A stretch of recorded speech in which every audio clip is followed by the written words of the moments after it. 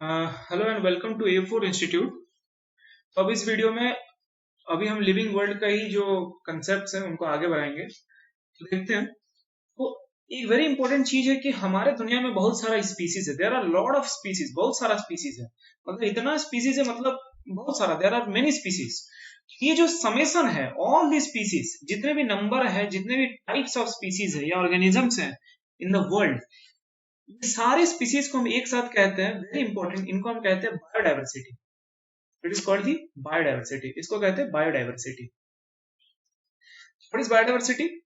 It is the number and types of it is the number and types of organisms या species and organisms in the world. Species and और या कुछ भी organisms in the world, organisms in the world, इसी को कहते हैं biodiversity. अब एक बात समझिए, how many organisms are there in the world? कितने ऑर्गेनिजम्स हैं? तो आप जान लीजिए there are 1.7 to 1.8 million organisms. तो 1.7 टू 1.8 मिलियन ऑर्गेनिजम्स है वर्ल्ड में। तो दैट्स ऑल अबाउट बायोडाइवर्सिटी। अब देखिए, अगर हमको यहाँ पर बेसिकली समझना है टैक्सोनॉमी का कंसेप्ट। तो टैक्सोनॉमी में एक बहुत ही इंपॉर्टेंट है ना कंपोनेंट ये है कि हमको उस ऑर्गेनिज्म को, ऑर्गेनिज्म है, कोई भी स्पीसीज है, कोई जो न्यूली डिस्कवर्ड है, जो स्पीसीज है, कोई भी न्यूली डिस्कवर्ड अगर स्पीसीज है, तो उसको, उसका जो कैरेक्टर्स है उसको डिस्क्राइब करना है। हम बात कर रहे हैं describing the organism. We are talking about describing the organism. ठीक है, we are talking about describing the organism. जब हम इसी ऑर्गेनिज्म को डिस्क्राइब करते हैं, this thing is known as, देखिए वेरी इंपॉर्टेंट, इसको कहते हैं आइडेंटिफिकेशन। इसी को हम कहते हैं आइडेंटिफिकेशन। इसको हम कहते हैं आइडेंटिफिकेशन। ठीक है। अब इसके बाद देखिए फर्दर, अब जब हम ऑर्गेनिज्म का नेमिंग करते हैं, अब आइडेंटिफाई तो कर लिए, लेकिन इसके बाद हमको क्या करना है? नेमिंग करना, ऑर्गेनिज्म का नेमिंग करना, ऑर्गेनिज्म का नाम देना।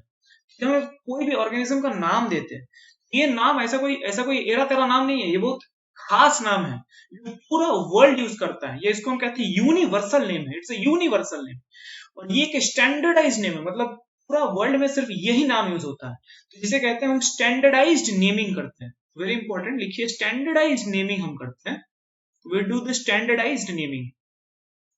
There is the standardized naming of organism. जब हम standardise naming of living organism करते हैं, इसी को कहते हैं, very important, standardise naming of living organism. This is known as nomenclature. इसको हम कहते हैं नोमेनक्लेचर। इसको अपन कहते हैं, क्या कहते हैं? This is known as nomenclature. अच्छा, तो नोमेनक्लेचर जरूरत क्या है? Why is the nomenclature required? ऐसा क्या खास है? Why is the nomenclature required? तो देखो, सिंपल चीज है। मान लेते कोई, अगर मैंगो ले लेते, कोई आम है, तो उसको हिंदी में आम कहते हैं, ठीक है, बंगाली में भी आम ही कहते हैं। और भी कोई लैंग्वेज में, कोई दूसरा लैंग्वेज में कुछ दूसरा चीज उसको बुलाया जाएगा, है ना। एज अ रिजल्ट क्या होगा? हर एक लैंग्वेज या हर एक जगह में एक ही स्पीसीज का अलग अलग नाम में जाना जाता है। इसीलिए हम क्या करते हैं, एक नाम को स्टैंडर्डाइज कर देते हैं। स्टैंडर्डाइज करने से एक यूनिवर्सल नेम होता है एक ही स्पीसीज का ऑल ओवर द वर्ल्ड। इसीलिए हम नोमेनक्लेचर करते हैं। व्हाई? तो व्हाई का आंसर क्या होगा? Because local names very. Because local names very. ठीक है, because local names very, because local names very, very simple. अच्छा, इसके बाद देखिए, अब ये जो हम नोमेनक्लेचर करते हैं, ये कैसे करता है? ये जो साइंटिफिक नेमिंग जो हम करते हैं, ठीक है, ये जो साइंटिफिक नेमिंग हम कर रहे हैं, how are we doing this scientific naming? By, हम कैसे कर रहे हैं? How are we doing the scientific naming? खास कोड्स हैं, certain codes. First code we should know is international. देखिए, international code of botanical nomenclature, very important है ये। International code of botanical nomenclature, international code of botanical nomenclature, ठीक है। International code of botanical nomenclature, ये किया जाता है for botanical, definitely this is for plants, definitely this is for plants. And this international code of botanical nomenclature was established इन, ये भी एक बार question पूछा था, लिख लीजिए 1961, ये भी एक बार क्वेश्चन पूछा था। It was established in 1961। Second international code है, सेकेंड है, that's international code of, very important लिखे, international code of zoological nomenclature. International code of, very simple, zoological nomenclature. International code of zoological nomenclature. International code of zoonomical nomenclature. International code of zoological nomenclature, and this is for animals. Definitely ये तुम्हारा animals के लिए हो जाएगा, ठीक है. Third is, ये भी याद कर लिएगा, very important, international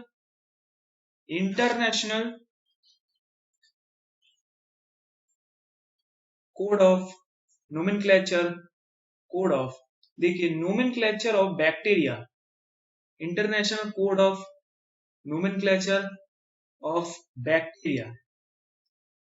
जब हम बैक्टीरिया का बात कर रहा है, जब हम बैक्टीरिया का बात कर रहा है, this is international code of nomenclature of bacteria. तो देखिए very simple, international code of botanical nomenclature, it is for plants. International code of zoological nomenclature, this is for animals. International code of nomenclature of bacteria, this is for definitely bacteria. Important चीज notice करना, वो देखिए इसमें ICBN for plants, ICNB for bacteria, and definitely ICZN for animals. ICBN established in 1961, very important. देखिए basically इसी से क्या होता है, व्हाट इज द ऑब्जेक्टिव. देखो वन ऑर्गेनिज्म का वन नेम ही होता है, सिर्फ वन ऑर्गेनिज्म जो है, तो मेरे पास अगर कोई वन ऑर्गेनिज्म है, उस वन ऑर्गेनिज्म का सिर्फ वन नेम ही होता है. और इस नेम का खासियत क्या है आपको बताते हैं, it's a universal name, it's a specific name. This name is universal and specific, very important. It's a universal and specific name, universal and specific name. अभी इसी नोमेनक्लेचर को अभी ध्यान से हमको स्टडी करना है, we have to study this nomenclature. तो सबसे कॉमन नोमेनक्लेचर जो हम यूज करते हैं, उस नोमेनक्लेचर में एक ऑर्गेनिज्म का जो नेम होगा, जो नाम होगा, उसमें दो शब्द होगा, there will be two words. This kind of nomenclature is called the binomial nomenclature. This kind of nomenclature is called the binomial nomenclature. This kind of nomenclature is called the binomial nomenclature. अब ये जो binomial nomenclature, this is by which scientist, a very famous botanist, याद रखिएगा इनका नाम Carolus Linnaeus. ये है भाई Carolus Linnaeus, very important. Carolus Linnaeus ने एक बुक लिखा था, इन्होंने एक बुक लिखा था. What is that book name, what is the book, what is the name of that book. तो उस बुक का नाम है सिस्टेमा नेचुरे. उस बुक का नाम है Systema Naturae, that is the name of the book, that is the Systema Naturae, very important. अच्छा, ये एनसीईआरटी में है, कैरोलस लीनियस का जो बुक है दैट्स सिस्टेमा नेचुरे, ये एनसीईआरटी में है. तो यही से क्वेश्चन पूछेगा. साथ ही साथ कैरोलस लीनियस का कुछ दूसरा भी बुक्स है, there are some other books also of Carolus Linnaeus. तो हमको उसी बुक, दैट अदर बुक्स के बारे में जानना है, क्योंकि वेरी इंपॉर्टेंट. लिखिए नंबर 1 एंड नंबर 2 बुक्स के बारे में जान लो. First book is species plantarum. First book is Species Plantarum. So this is the first book, that is the Species Plantarum, and the second book is, जो हम already आपको बताया, that is the Systema Naturae. Particularly कौन सा addition के हम बारे में बात कर रहे हैं, that is the 10th edition. Systema Naturae, very important, 10th edition, Systema Naturae 10th edition.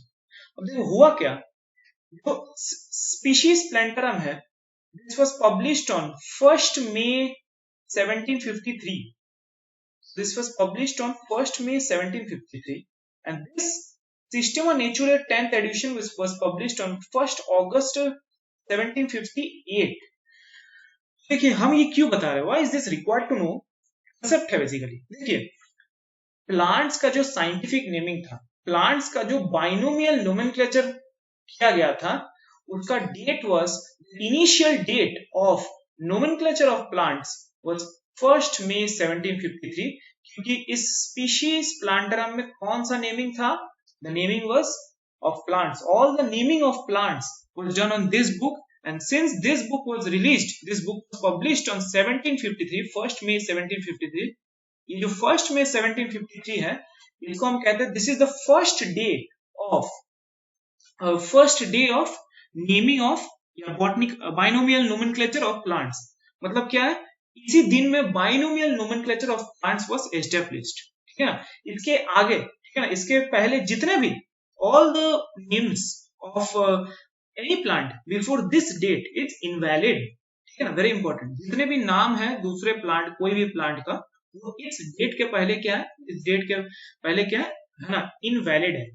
जो फर्स्ट में 1753 स्पीशीज प्लांटरम में पब्लिश्ड है, that's only the binomial nomenclature of plant, very important. Similarly Systema Naturae जो बुक है, Systema Naturae 10th edition, this was published on 1st August 1758।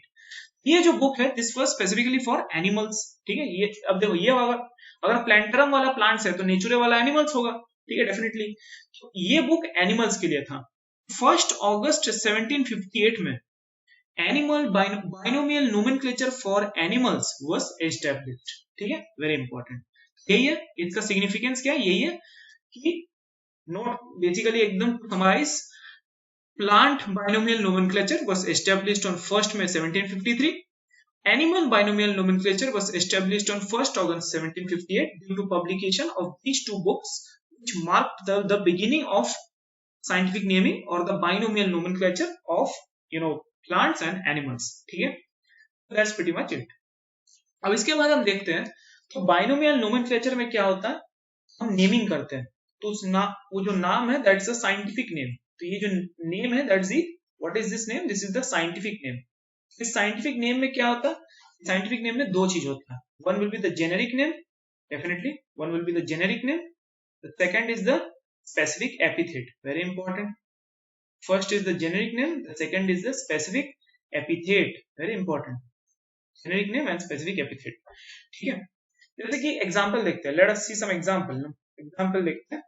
कोई भी mango ले लेते हैं, let's see the example of mango. इस mango में क्या होता है, जो साइंटिफिक नेम होता है that is the Mangifera indica, that is the Mangifera indica, Mangifera indica. तो देखो इसमें दो वर्ड है, बेसिकली दो वर्ड है, एक है मैंगीफेरा, सेकंड इज इंडिका। तो मैंगीफेरा जो वर्ड है दिस इज द जीनस, या जेनेरिक नेम, और जो इंडिका जो है, indica this is the species, या स्पेसिफिक एपिथेट। जो वर्ड है that is the specific epithet and the species is the indica, the genus is the Mangifera. अब ये जो नेमिंग हम किए हैं इनका कुछ रूल्स है, there are some rules. What are this rules? तो अभी हमको ये रूल्स जानना है। फर्स्ट रूल जो है वो ये है कि जितने भी ये नेम्स होते हैं, ऑल दिस नेम्स, जितने भी ये नाम है, सब कहां से डिराइव्ड होता है, एक ही लैंग्वेज से डिराइव होता है, दैट इज द लैटिन या sometimes Greek, but mainly derived from Latin, they are derived from Latin. तो जितने भी नेम्स होते हैं they are derived from Latin irrespective of origin, so they are derived from Latin irrespective of origin, ठीक है। और ये जो नेम है it is written in italics, very important, it is written in italics. Second thing जो हमको जानना है, देखिए फर्स्ट वर्ड को क्या कहते हैं, जीनस, सेकंड वर्ड को क्या कहते हैं, स्पीसीज। द फर्स्ट वर्ड, वही रूल है, द फर्स्ट वर्ड जो है, first word that is the generic name, that is the genus actually, and the second word is the specific epithet and that is the species actually, that is the second word is the species, definitely। देखिए third rule क्या है, अगर name hand written है, देखिए this name is hand written, अगर name hand written है तो उस नाम को हमको सेपरेटली अंडरलाइन करना है। इस सेपरेटली को कैपिटल में लिखिए, सेपरेटली अंडरलाइन। तो you have to separately underline the name, देखिए सेपरेटली हम अंडरलाइन किए इस नेम में, देखो सेपरेटली अंडरलाइन किए, तो it will have to be separately underline. लेकिन अगर प्रिंटेड है, इफ इट इज प्रिंटेड, जैसे कोई भी बुक में, कोई एनसीईआरटी देख लीजिएगा, तो उस बुक में अगर प्रिंटेड है तो it is written in the italics, ऐसे कर्व में लिखेगा वो। प्रिंटेड अगर है दैट्स इटैलिक्स, ठीक है, that's it. The fourth is, जो फर्स्ट, देखिए और एक तो चीज नोटिस कीजिए, इसी साइंटिफिक नेम में जो फर्स्ट लेटर है that's a capital, the first letter जो है दैट्स अ कैपिटल, और बाकी सारे लेटर क्या है, स्मॉल है, including the first letter of the specific epithet. तो this is a very important rule. ठीक है, first letter of first word, ठीक है, first letter of first word, first letter of first word, जो first letter of first word है that is the capital, ये capital में होगा, ये आपका किसमें होगा, it will be in the capital, it will be in the capital, और all other letters will be small, all other letters, all other letters, ये ऑल कह दिए, बाकी सारे letters including the specific epithet letter, first letter, this will be small. ठीक है, that's it, very important. अच्छा, अब इसके बाद समझिए, देखिए अगर हम नेम ऑफ द ऑथर लिख रहा है, हम ऐसे लिख सकते हैं, साइंटिफिक नेम के बाद we write the name of the author sometime. अगर हम नेम ऑफ द ऑथर लिख रहे हैं, नेम ऑफ ऑथर, अगर हम ये नेम ऑफ द ऑथर लिख रहा है, तो this name of the author ये हमेशा आफ्टर द स्पेसिफिक एपिथेट होगा, this will after the specific epithet. ये कब लिखेंगे, it will be after specific epithet, ये आफ्टर स्पेसिफिक एपिथेट लिखेंगे, और ये होगा किस फॉर्म में, ये होगा इन एब्रीविएटेड फॉर्म, पूरा नाम नहीं लिखेंगे, सिर्फ एब्रीविएटेड फॉर्म में लिखेंगे। So this will be in the abbreviated form, this will be in the what form, this will be the abbreviated form। और कौन सा टाइप का लेटर, ये अगर साइंटिफिक नेम है, अगर वो प्रिंटेड है तो इटैलिक्स, हैंड रिटन है तो अंडरलाइन, लेकिन जो नेम ऑफ ऑथर है that will be in Roman alphabets, ये किसमें होगा, it will be in Roman letters, it will be in Roman letters या रोमन अल्फाबेट्स। जैसे कि देखिए एग्जांपल ले लेते हैं, example, example Mangifera, Mangifera indica, ठीक है, तो मैंगीफेरा इंडिका साइंटिफिक नेम लिख दिए, फर्स्ट लेटर कैपिटल, बाकी सब स्मॉल, मैंगीफेरा इंडिका। अब लिन ऐसे लिख देंगे, Linn, Linn stands for Linnaeus, Linn stands for Linnaeus. इसी को अगर हम जैसे कहते हैं, अगर if you are writing in the small way, अगर प्रिंटेड अगर है तो सपोज कर लो प्रिंटेड है, तो अगर वो प्रिंटेड है it will be like this. देखिए अगर वो प्रिंटेड है तो ऐसे होगा, तो अगर वो प्रिंटेड है देखिए ऐसे होगा। तो अगर वो प्रिंटेड है, देखिए मैंगीफेरा, मैंगीफेरा इंडिका इटैलिक्स में है, Linn, Linn is in Roman letters, ये रोमन लेटर्स में है। तो what is this Linn symbolize, ये लिन सिंबलाइज क्या करता है, तो this Linn symbolizes that it will indicate, ये इंडिकेट करता है कि लीनियस ने पहले इस स्पीसीज को डिस्क्राइब किया था, it indicate that, it will indicate that Linnaeus first described the species, Linnaeus first described the species, first described the species। तो वीडियो काफी अभी तक लंबा हो गया, 18 मिनट का हो गया है, तो यही रुकते हैं, उसके बाद हम फिर से देखेंगे, विल कंटिन्यू दिस लेक्चर, यहाँ पर रखते हैं वीडियो को। तो आप देख रहिएगा, कंसेप्ट बनाते रहिएगा, नोट्स लीजिएगा, और साथ ही साथ वेरी इंपॉर्टेंट एनसीईआरटी पढ़िएगा, क्वेश्चन सॉल्व कीजिएगा, और मेरे ख्याल से आपका नीट क्रैक हो जाएगा अच्छे से। Thank you, follow A4 institute, like कीजिए, कमेंट कीजिए, शेयर कीजिए, थैंक यू।